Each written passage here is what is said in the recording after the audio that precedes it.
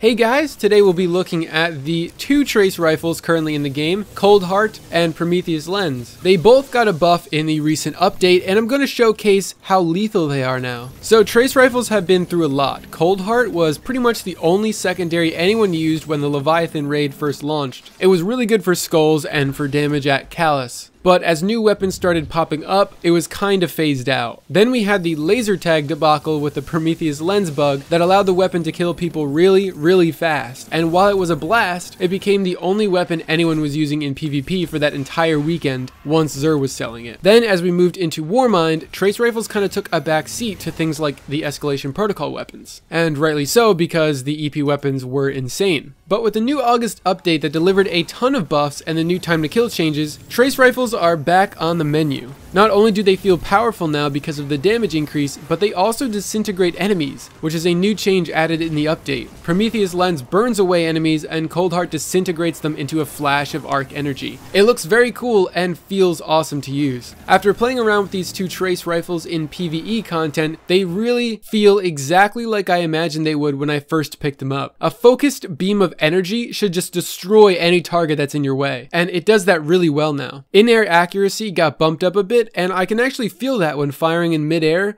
with trace rifles more than any other weapons. Coldheart has the perk Longest Winter, where the laser does exponentially more damage the longer it remains on a target, making it great for boss damage. On the other hand, Prometheus Lens has the perk Flame Refraction, where kills with the weapon return a fraction of the ammo directly into the magazine, so you don't have to reload at all, which makes it great for ad clearing. Trace rifles have great range and good stability, and if you're lucky enough to get the catalyst to drop for these weapons, Coldheart gets increased stability and increased reload speed, while Prometheus Lens gets increased stability and increased handling, which is the cherry on top for these weapons. After the update, they are so much fun to use and they feel really good. On the PvP side, they aren't bad either. Of course, they're meant for more ranged encounters. Going up against shotguns or 3-tap hand cannons will be a little tough, and you don't want to be bringing these trace rifles into too many close quarter combat situations. But if you're playing on a map where you can get some distance between you and a target, they will perform really well. I don't think you'll see too many trace rifles in the Crucible. They seem to be way more suited for PvE content right now, and that's okay with me because of how great they perform. I foresee these two weapons being pretty good picks for some endgame content in the future, and I'm sure we'll see them used a lot more when Forsaken drops. Right now, if you set some modifiers up like Arc Singe or Solar Singe for the Nightfall, these two do some serious work and you feel unstoppable when using them.